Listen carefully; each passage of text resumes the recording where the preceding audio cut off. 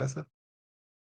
नहीं, नहीं, फिलहाल तो बैक बैकफुट वाली स्थिति बनी हुई है, लेकिन मैं यहाँ ये बता दूँ कि ट्रंप की खुद की स्थिति भी बहुत अच्छी है नहीं।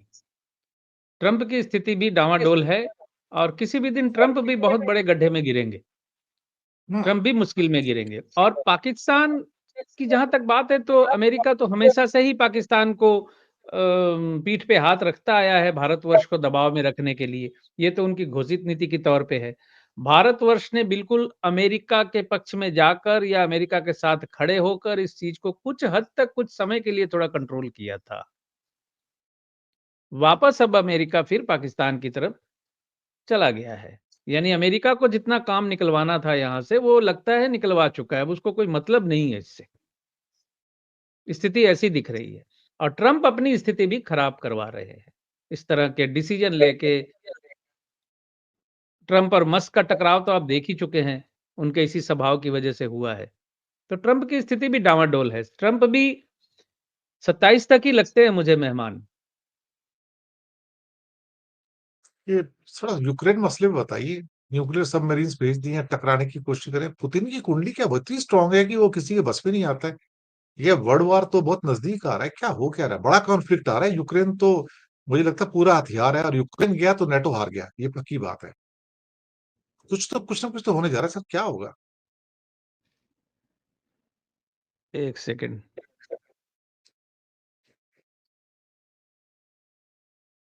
खैर पुतिन की कुंडली इस वक़्त मुझे उपलब्ध नहीं हो रही है। लाइव में डाटा खोजने में समय लग जाएगा। पुतिन की कुंडली तो अच्छी है ही, दूसरी बात ये है कि ट्रंप जो ये धमकी दे रहा है पुतिन को कि भाड़ में जाओ, पुतिन भी, रूस भी भाड़ में जाए, ये भी जाए, ये ट्रंप को भारी पड़ने वाला है। पुतिन इतना कमज़ोर हुँ, नहीं है, रशिया इतना कमज़ोर नहीं है। उल्टे हुँ। इस वक़्त अमेरिका दिशाहीन स्थिति में है। मतलब वहाँ के बिज़नेसमैन आज सुनने में आया कि अमेरिका का शेयर बाज़ार जो धड़ाम हो गया है। ये 25% भारत पे टैरिफ और जितने भी 25 देशों पे ना कितने देशों पे टैरिफ लगाए उन्होंने, 90 70 देशों पे, 70 पे 70 देशों 70 पे। 70 देशों पे उन्होंने जो टैरिफ लगाया है, उसका खामियाजा आज अमेरिका को भी भुगतना पड़ा है। इतनी वोलेटाइल स्थिति होने से फिर बिज़नेसमैन अपने इन्वेस्टमेंट को रोकते हैं, अपने स्थितियों को कंट्रोल करने लगते हैं।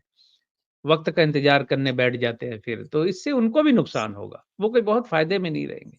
लेकिन हम ये सोच के खुश नहीं हो सकते, हमारा अपना नुकसान हो रहा है, ये कब ठीक होगा? यहाँ स्थितियाँ कब अच्छी होंगी?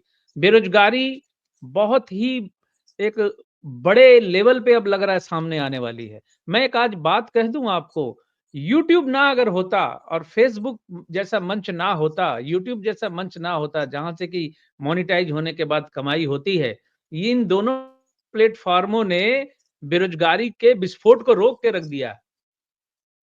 कि हुँ, लोग कमा ले रहे हैं, दाल-रोटी चल जा रही है, किसी-किसी के यूट्यूब पे भई करोड़ों व्यू आते हैं, वो तो फिर लाखों करोड़ों कमा रहे हैं। तो ये एक यूट्यूब ने और फेसबुक ने बेरोज़गारी के इस बम को रोक के रखा है। कि भोजन पेट भर रहा है ना, तो फिर क्यों निकलेगा बाहर कोई कुछ करने? क्यों आंदोलन करेगा? तो बेरोज़गारी का बैलून इतना ज़ोर का फूटता अगर यूट्यूब और फेसबुक ना होता, तो लोग कल्पना नहीं कर सकते कि क्या हो सकता था। इसने बचा लिया है असली बवाल को। ओके।